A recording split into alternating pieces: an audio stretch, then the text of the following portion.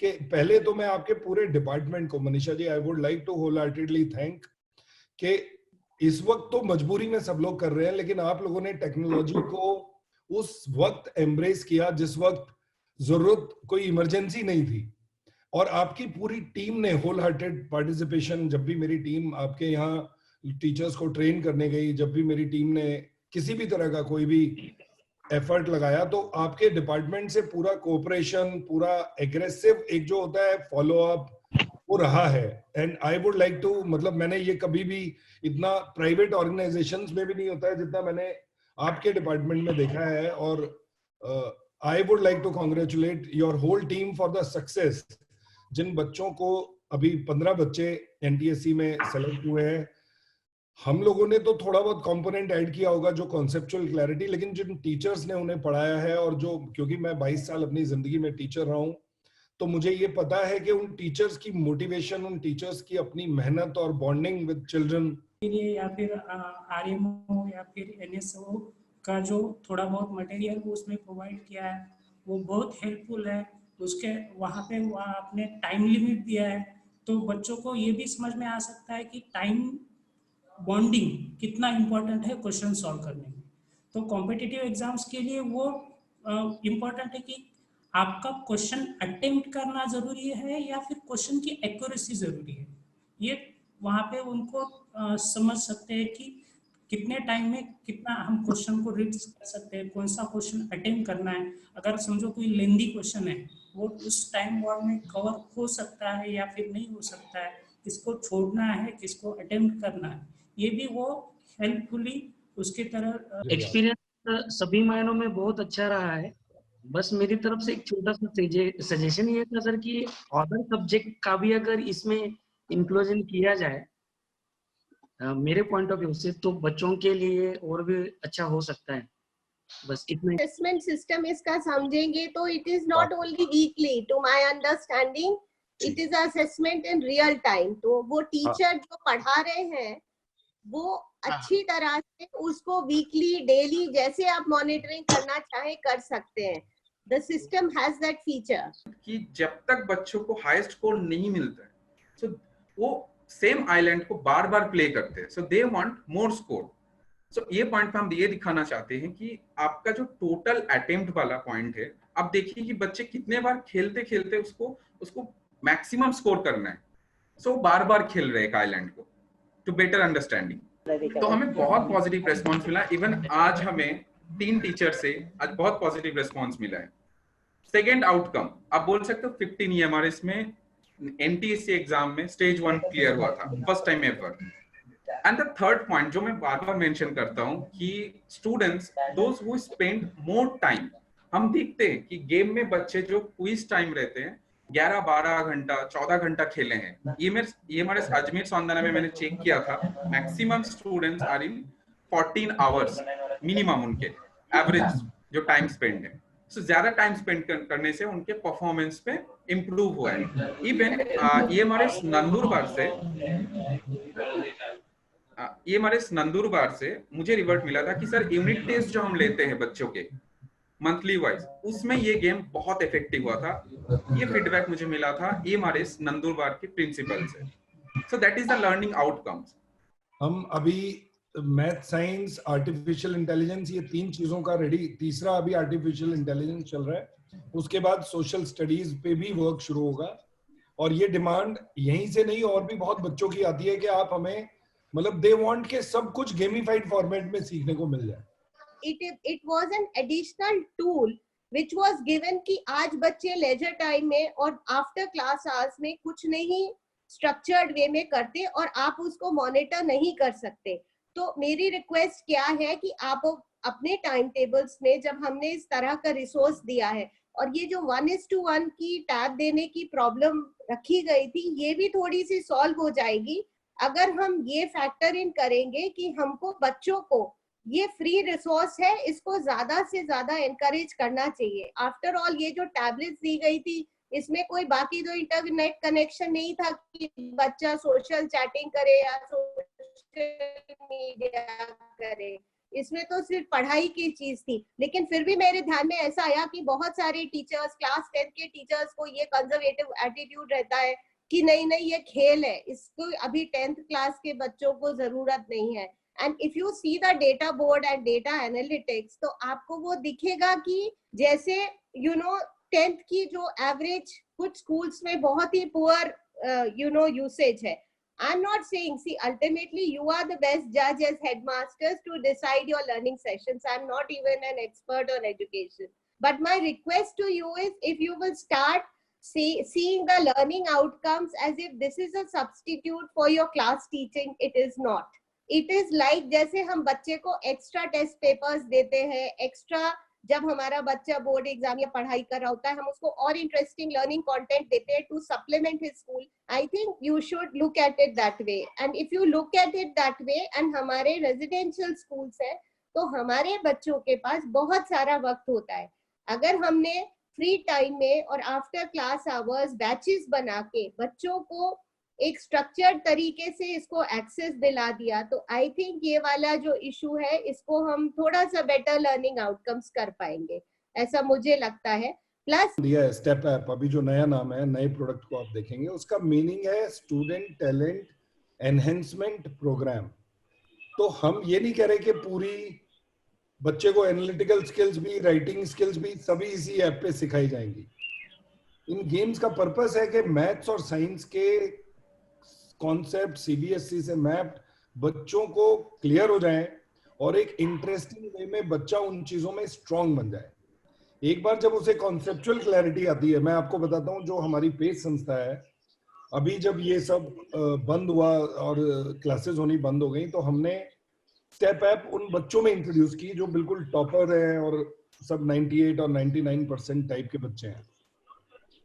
हर बच्चे की unanimous feedback के इससे हमारी कॉन्सेप्ट्स क्लियर हो जाते हैं। उसके बाद जब हम कोई भी और लेक्चर या लर्निंग करते हैं तो हमें बहुत क्लैरिटी से समझ में आता है।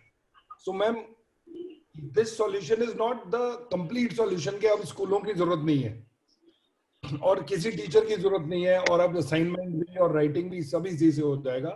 इट इज अ सॉल्यूशन जो बच्चे को, स्टूडेंट के टैलेंट को एनहेंसमेंट करेगा, जो उसकी conceptual clarity in maths and science को थोड़ा और बढ़ाएगा। ये ऑब्जेक्टिव है। इसके जो नया प्रोडक्ट हम आपको दिखाएंगे, आपको जो अभी ये जो आपने आपके बच्चों ने यूज किया है और उसे लाइक कर रहे हैं, अब जो प्रोडक्ट आपको दिखाएंगे उसे देख के वो बच्चे और आप डबल लाइक करेंगे। अब आप ये समझिए, उसमें इतना टाइम इन्वेस्टमेंट, पूरी टीम की एफर्ट, हर एक स्लाइड पे पहले टेक्स्ट था, अब हर एक स्लाइड पे विजुअल एनिमेशंस हैं एडेड विद द टेक्स्ट।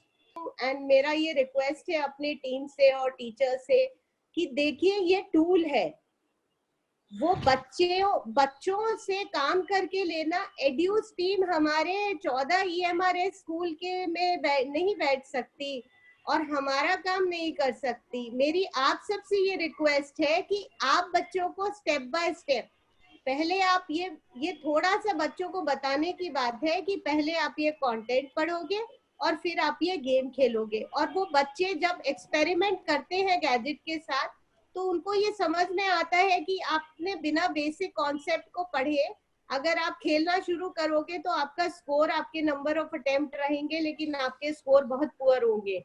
तो आई थिंक ये वाली प्रॉब्लम सॉल्विंग, अगर एड्यूस फंड के पास कोई सजेशन है तो ठीक है, लेकिन बच्चों को किस तरह से पढ़ना है, ये ऐसी बात है जैसे हम बच्चों को कोई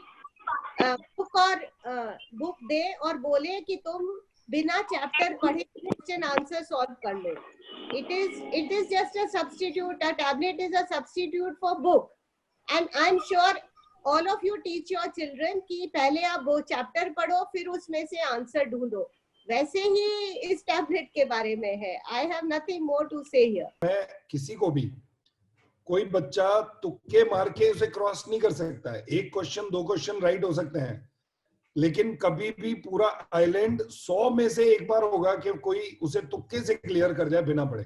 100 में से एक बार, 100 में से एक बार भी एवरेज है। दूसरी चीज, कोई भी क्वेश्चन जब बच्चा गलत करता है तो दूसरी बार उसका, जब दूसरा क्वेश्चन आता है तो उसका आंसर जरूरी नहीं है उल्टे वाला होगा कि पहले ट्रू था तो अब फॉल्स हो जाएगा। नो, बड़ा क्वेश्चन बैंक है हर स्लाइड के पीछे, क्वेश्चन डिफरेंट पूछा जाता है और उसका आंसर जरूरी नहीं है कि वो उल्टे वाला होगा। और अगर आपको कोई कंफ्यूजन हो तो प्लीज इसकी डिटेलिंग, इसकी पूरी टेक्निकलिटी हमारे से पीछे से आके समझिए, तो आपको समझ में आ जाएगा कि जो आप अज्यूम कर रहे हैं वो ट्रू नहीं है। ऐसे मत सोचिए कि बच्चे ने एक बार गलत कर दिया तो अब उसे आंसर रट गया, अब वो दूसरा क्वेश्चन आएगा तो वो सेम होगा और उसमें दूसरे वाला आंसर दे देगा। भूल ही जाइए, वो तो है ही नहीं। हम 400 एटीएम्स हैं जिन्होंने ये प्रोडक्ट बनाया है, और इतनी छोटी सी बात अगर हम नहीं समझेंगे तो हम दुनिया में कुछ नहीं कर पाएंगे। तो प्लीज बी श्योर कि ये आपकी धारणा है। आपको समझ लिया मैंने। उसमें मैंने पर्सनली बहुत क्लासेस को मैंने खुद ये सेशन दिए हैं सर। उसमें एक चीज जो भी भाकरे सर ने बताई, उसमें मैंने एक ऑब्जर्व किया था कि वो बोल रहे हैं कि कुछ बच्चे पढ़ नहीं सकते, लेकिन जैसे ही हम पर्टिकुलर कोई स्लाइड लाते हैं सर, तो वहां पे एक और टेक्स्ट टू स्पीच करके ऑप्शन है जिसमें वो स्लाइड अपने आप पढ़ी जाती है। बच्चों को हेडफोन भी प्रोवाइड किया गया है। तो मैंने वो देखा था कि पहले बच्चों ने तुक्के मारे जरूर है, लेकिन दूसरी बार जब वो ट्राई करते सर तो वो उन्होंने हेडफोन द्वारा सुना, सुनने के बाद उसमें से एटलीस्ट 50% कंसेप्ट तो जो है सर वो बच्चों को ध्यान में आ जाती है। मुझे आपके वो प्रोडक्ट का वो पॉइंट सबसे अच्छा लगा था सर, जिसके वजह से उसमें तुक्के मारने का चांस है ही नहीं। मैंने वो पर्सनली देखा है सर। जो प्रिंसिपल आपसे एक चीज मैं यहाँ दिखाना चाहूंगा कि पहले सिर्फ टेक्स्ट हुआ करता था हर स्लाइड पे, अब हर स्लाइड पे टेक्स्ट के साथ साथ विजुअल ग्राफिक्स भी ऐड किए गए हैं, जिससे को बच्चे को वही चीज और अच्छे से विजुअली भी समझ में आए। बच्चे पे पढ़ाई के लिए ये प्रेशर ना हो कि मुझे जल्दी से पढ़ना है और नर्वस ना हो, तो पढ़ते हुए स्लाइड के टाइम पे कोई प्रेशर नहीं है, लेकिन जब वो क्वेश्चनों के आंसर दे रहा है तब उसे अटेंटिव रखना है, स्पीड बढ़ानी है। फिर उसने टाइम एफिशिएंसी थोड़ी खराब थी, स्लो आंसर दिए, काफी टाइम निकला, टाइम को भी वेटेज दिया जा रहा है। टाइम की एफिशिएंसी को हम कैसे कैलकुलेट कर रहे हैं वो यहाँ आई थिंक 1 मिनट आप पुरानी स्लाइड पे जाइए जहाँ आप रिजल्ट दिखा रहे थे, that is important for people to grasp. हाँ, ये वाली, इस पे थोड़ा सा रुकिए और बताइए क्या क्या। हाँ। हमने 11 क्वेश्चन आंसर किए, हमने 9 उनमें राइट किए, 2 गलतियां की हैं, और वो जो 2 गलतियां की हैं वो दोनों यहाँ पे आर्काइव्ड हैं, दोनों मिस्टेक यहाँ पे हैं। दिखाइए जरा, मिस्टेक 1 दिखाइए कौन सी थी राजी? जो गलती की थी कि ये क्वेश्चन था joints do not bring the movement of a skeleton, हमने ये आंसर गलत दिया था, सॉल्यूशन ये है, और इसको रीलर्न करने वापस जा सकते हैं हम इस कॉन्सेप्ट को यहाँ क्लिक करके, और फिर इस कॉन्सेप्ट पे रीटेस्ट हो सकते हैं। ये क्वेश्चन कॉन्सेप्ट सीखा, अब इस पे रीटेस्ट लीजिए मेरा रीटेस्ट। अब क्वेश्चन आया, joints help in bending and movement of the skeleton, true. अब देखिए ये जो मिस्टेक की थी वो मिस्टेक अब ग्रीन हो गई है। जो मिस्टेक कर रहा है बच्चा वो यहाँ पे आर्काइव हो रही है, और वो फिर ये भी पता लग रहा है कि इसने इस मिस्टेक को रीलर्न करके इस कॉन्सेप्ट को और दोबारा से सीख लिया या नहीं, उस पर रीटेस्ट दे दिया या नहीं। जब तक वो ये सब अब ये पिछली 4 अटेम्प्ट्स हैं, ये जो सिल्वर कॉइन्स हैं इसको आप समझिएगा, ये देखने में तो ऐसे लग रहा है कोई गेम है, इसमें पॉइंट इकट्ठे कर रहा है बच्चा, लेकिन इसके पीछे की जो थॉट प्रोसेस है उसे मैं समझा दूं कि learning currency means learning efficiency. Learning efficiency से मेरा क्या मतलब है? अगर हम सभी लोगों ने A to Z का एग्जाम लिखा और सब लोगों ने A to Z पूरा का पूरा करेक्ट लिख दिया ABCD, और हमने एक बच्चे ने 3 घंटे में पेपर फिनिश किया, एक बच्चे ने 2 घंटे में, एक बच्चे ने 1 घंटे में, तो वो जो टाइम जिसने फास्ट किया उसमें थोड़ा एडवांस, दूसरों से ज्यादा प्रतिभा है, इसलिए हम टाइम को एक वेटेज देके चल रहे हैं विच इज 9 to 10% रफली। उस टाइम की एफिशिएंसी को हम यहाँ कैलकुलेट कर रहे हैं कि उसने जो टाइम उसे अलॉट किया गया था, टाइम एफिशिएंसी पे आइए जरा, डिटेल में दिखाइए टाइम एफिशिएंसी, इसकी डिटेल देखिए। तो बच्चे को एक time allotted to read a question, नीचे देखिए नोट पे, time allotted to read a question 10 second उसे पढ़ने के लिए दिए गए और 20 सेकेंड उसे आंसर करने के लिए दिए गए। अब बच्चा 30 सेकंड का टाइमर शुरू हो जाता है जब वो उस स्लाइड पे आता है क्वेश्चन वाली पे। 10 सेकंड में उसे क्वेश्चन पढ़ना है। अब जो बाकी 20 सेकंड है, उस 20 सेकंड में से अगर मान लीजिए उसने 5 सेकंड बचाए या 10 सेकंड बचाए या फिर 15 सेकंड बचाए, उसने 5 सेकंड में ही आंसर कर दिया, तो उस जो टाइम बचा रहा है वो, उसे हम टाइम एफिशिएंसी कैलकुलेट करने में यूज कर रहे हैं, और वो फॉर्मूला ऊपर लिखा हुआ है। देखिएगा, बच्चे को जब एक आइलैंड पे छोटे से कॉन्सेप्ट को सीख के ये काइंड ऑफ रिजल्ट आता है, तो उसको एक सेटिस्फेक्शन और एक खुशी मिलती है कि अच्छा ये मुझे आ गया है, ये मेरी समझ में आ गया है। एक छोटे छोटे क्वांटम में, छोटे छोटे आइलैंड्स में इसलिए ब्रेक किया गया। फिर हमने इसमें टाइम को भी वेटेज दिया, जिससे बच्चे को ये फील रहे कि उसे पूरी कंसंट्रेशन यहाँ पे रखनी है। वो ऐसे फ्रीडम नहीं है कि ढील ढाल में बैठा रहे, आधा घंटा पढ़ता रहे, एक क्वेश्चन आंसर ना करे। कुछ एक टोज पे रखने के लिए बच्चे को, उसको जैसे बोलता है ना गेट सेट गो, कौन सबसे पहले वहां पहुंचेगा लाइन के पार, वो वाला फील पढ़ाई में देना गेमिंग के लिए बहुत जरूरी है। इसलिए उसे टाइम को वेटेज दिया गया है।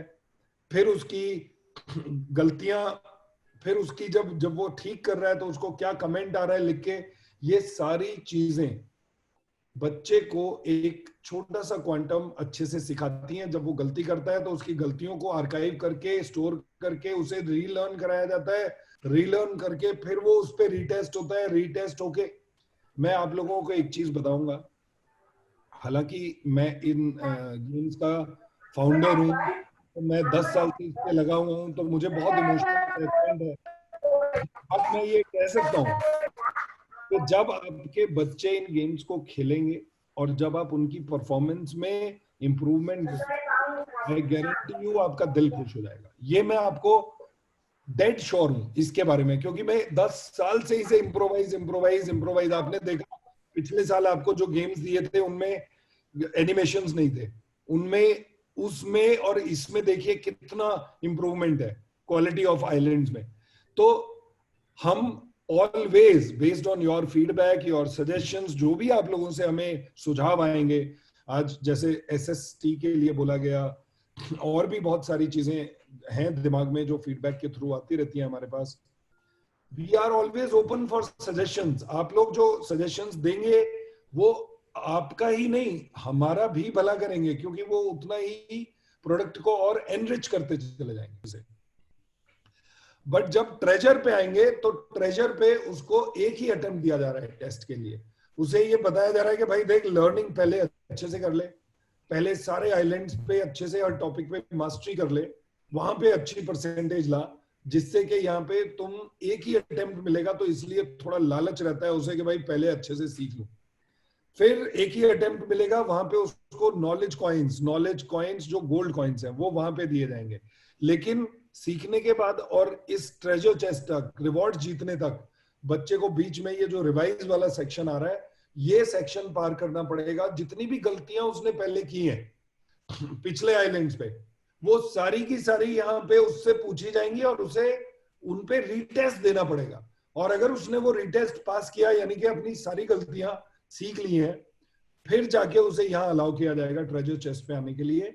और फिर ट्रेजर चेस्ट पे एक ही अटेम्प्ट मिलेगा खेलने के लिए, जिससे उसका टेस्ट होगा उस टॉपिक का। और फिर उस 80% वेटेज गोल्ड कॉइन्स को और 20% वेटेज लर्निंग एफिशिएंसी को भी।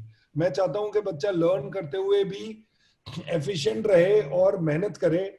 This is what is the USP of now. Rajeev, I request you, जैसे ही ये फिनिश करेगा इसकी रिपोर्ट बच्चे के पेरेंट्स के पास जाएगी, और वो रिपोर्ट बच्चे के पेरेंट्स के पास जाएगी। और हाँ, तो मेरी रिक्वेस्ट है राजीव, अब आप डैशबोर्ड दिखाइए और रिपोर्ट दिखाइए बच्चे की।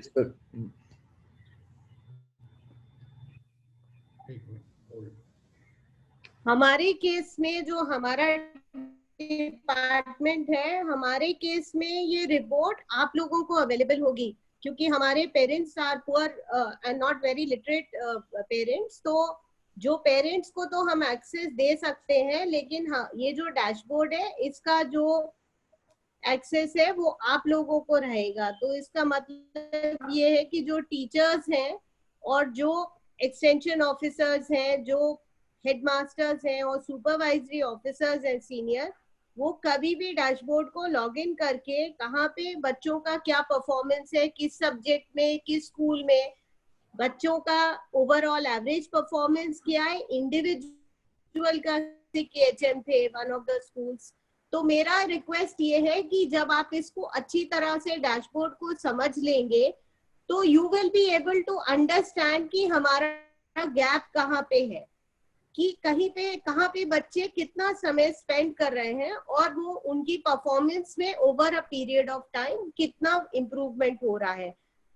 I would reiterate कि this is not a substitute for your teaching. Please don't take it that way. It is only a tool to complement in a joyful way. बच्चे को हो सकता है फिजिक्स की किताब उठा के फ्री टाइम में टेक्स्ट बुक पढ़ने में उसको थोड़ा सा त्याला कंटाळा येत असेल, पण जेव्हा तो गेम स्वरूपाने आपल्या फ्री टाइम मध्ये तो खेळतो ते, तर त्या कुठला डिव्हाइस असू द्या, आणि आता आपण हे जे गेम्स आहे किंवा रिवाइज वर्जन आहे, बरेच EMRS मध्ये कम्प्युटर लॅब स्थापन झालेली आहे, तर आपण हे जे काही ई लर्निंग रिसोर्स आहे हे आपण आपले तुमचे जे पीसीज आहे त्याच्यावर पण आपण डाउनलोड करू शकतो। त्याच्यामुळे काय होईल की आपल्याला जी कम्प्युटर लॅब आपण वीकेंडवर संध्याकाळी दिवसभर उपलब्ध करून दिली मुलांना, तर त्यांना हे सगळं जास्त वेळ देता येईल। And of course, it is up to you as HMs. We are not someone to prescribe कि आपको कैसे करना चाहिए। ये आप लोगों के ऊपर है कि आप उसकी यूटिलिटी और ये रिजल्ट्स देख के आप इसको किस तरह से स्ट्रक्चर करना चाहते हैं। My idea to convene this interaction was कि मुझे ये लगा कि हो सकता है कि इसकी जो बारीकियां हैं या जो डिटेलिंग है, कुछ लोगों ने, जैसे अहेरी सर ने काफी समय दिया है, बहुत लोगों ने दिया होगा, लेकिन हो सकता है at different level all of us do not understand the details, and therefore we are asking sometimes for field reports, sometimes for something else, and this is, इस पे बहुत research करके questions बनाए हैं।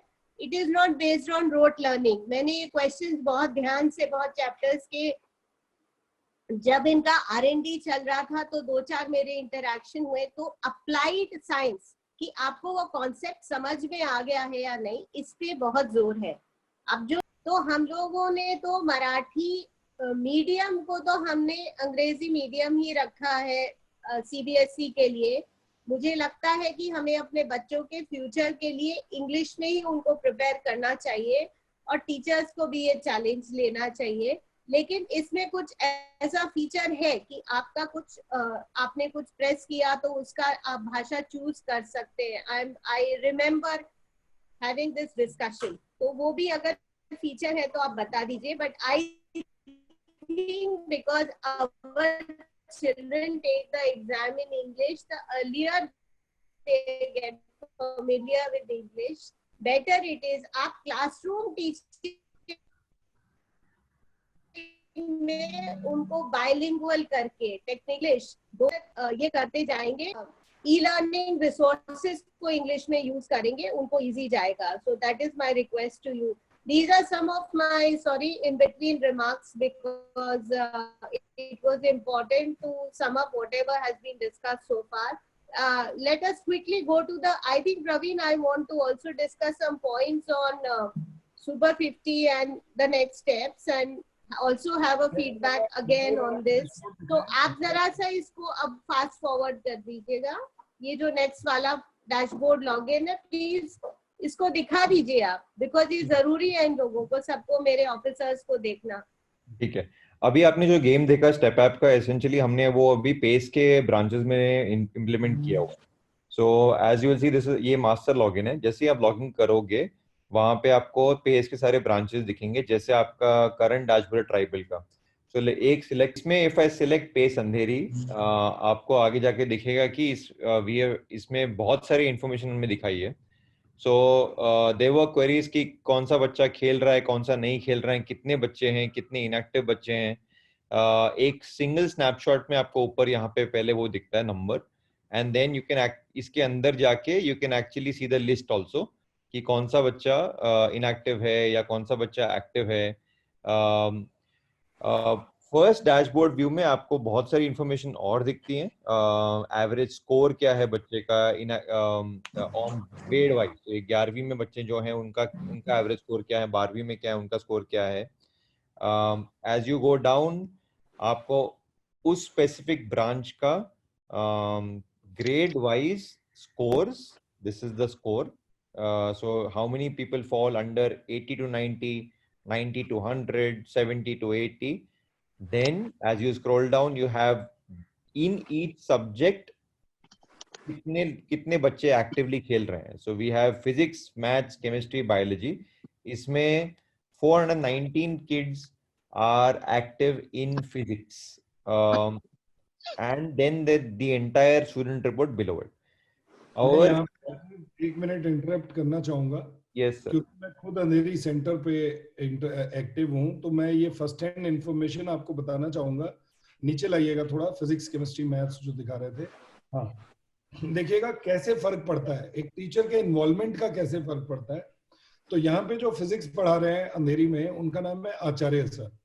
आचार्य सर को ये गेम्स बहुत अच्छे लगते हैं, तो he has been a part of the creation, he knows the whole thing. तो वो बहुत एंथुसियास्टिक है, उन्होंने बच्चों को पूरा मोटिवेट कर रखा है। और बच्चे देखिए फिजिक्स के सारे बच्चे खेल रहे हैं, मैथ्स में आधे बच्चे खेल रहे हैं, केमिस्ट्री में देखिए कम बच्चे खेल रहे हैं। तो ये मुझे यहाँ बैठे हुए पता चल रहा है कि मेरा कौन सा टीचर बच्चों से मेहनत करवा पा रहा है, बच्चों को मॉनिटर कर रहा है कि उनसे सब बच्चों से खिलवा पा रहा है या नहीं। फिर उन जिन बच्चों ने खेला है, बायो में देखिए 14 ही बच्चे हैं, हालांकि बायो वाले बच्चे टोटली कुछ 60-70 हैं इस सेंटर पे, इसलिए उसका कम है। But what I am saying is के फिजिक्स, केमिस्ट्री, मैथ्स तो तीनों एक ही, मतलब जो आईआईटी की तैयारी कर रहा है उसके पास ये तीनों सब्जेक्ट हैं, बायो नहीं है। तो जब 419 बच्चे फिजिक्स खेल रहे हैं, तो मैथ्स आधे और केमिस्ट्री उससे भी कम क्यों खेल रहे हैं? ये टीचर के इन्वॉल्वमेंट पे फर्क पड़ेगा। जो डेडिकेटेड टीचर है, जो बच्चे को मॉनिटर करने को तैयार है। देखिए अब टेक्नोलॉजी सबके लिए है, तीनों सब्जेक्टों में बना रखे हैं, लेकिन जिस सब्जेक्ट में टीचर थोड़ा सा भी इंटरेस्ट लेगा, बच्चों को me as a policy maker, ये अंधेरी तो हेडक्वार्टर है हमारा, तो मैं अब ये डैशबोर्ड मैंने देखा है, मेरे ऊपर सीधा देखिए मुझे इम्पैक्ट आया कि भाई अच्छा आचार्य सर ये खिला रहे हैं और ये टीचर्स लाइटली ले रहे हैं। इधर आइए, अब एक एक बच्चे को देखते हैं हम। ये जो अपने जो बच्चे हैं वो रैंक वाइज यहाँ पे हैं कि किसकी क्या रैंक है, कितने चैप्टर्स। खुल के दिखाइए, विनीत परमार दिखाइए कौन है।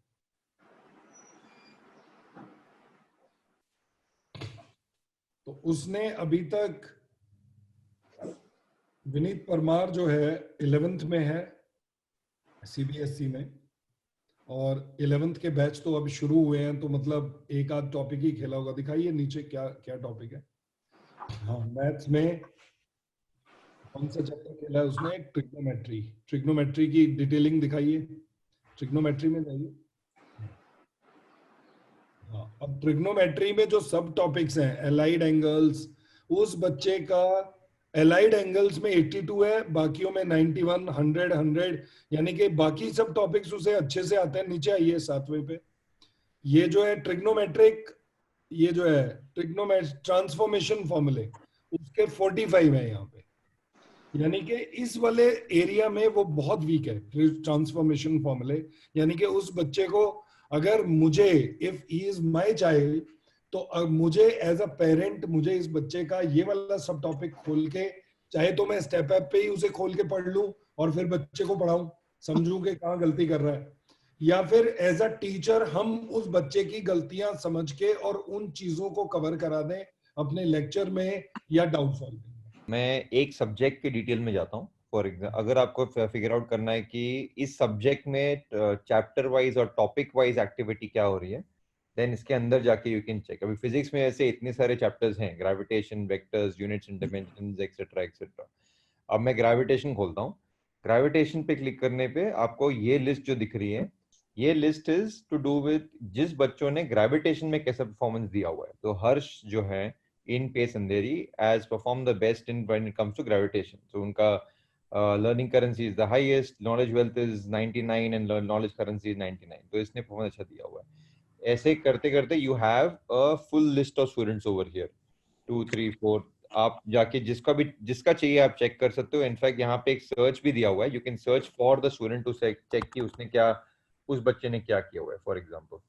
तो सॉरी, मैंने सेड टाइपो किया है. And then you can enter into a topic and get and also figure out कि उस topic में तो down to a topic level list में बच्चों ने कैसे perform किया हुआ है. So यहाँ पे this is an entire list of students who have and their performance to do with this specific island. Island is a topic that we are calling it Earth's gravitational field, basically.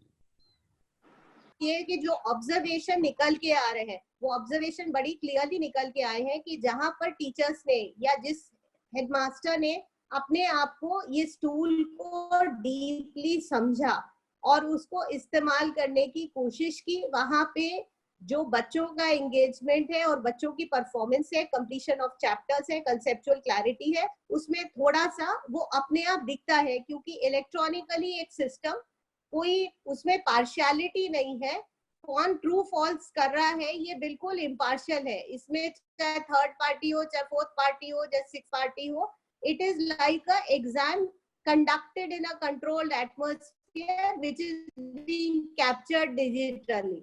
So it's a very very valid evaluation कि एक बच्चे को कितनी चीज उसने कितनी बार की, क्या समझा और सही और गलत था या नहीं था.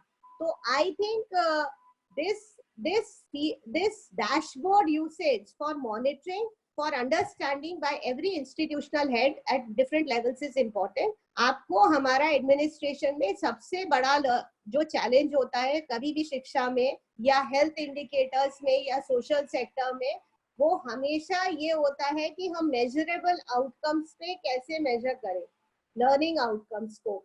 And I think at least one strong part of this solution which I find, one can find always ways for improving, nothing is perfect, लेकिन एक बहुत बड़ा प्रॉब्लम सॉल्विंग मुझे एडमिनिस्ट्रेशन के लिए इस टूल से ये लगता है कि कितना भी इम्परफेक्ट हो, अगर हम परफेक्शन की तरफ भी जा रहे हैं तो कम से कम हमें बेसलाइन बच्चों ने कितना इनपुट किया और उसका क्या आउटपुट है ये तो कम से कम दिखाई देता है.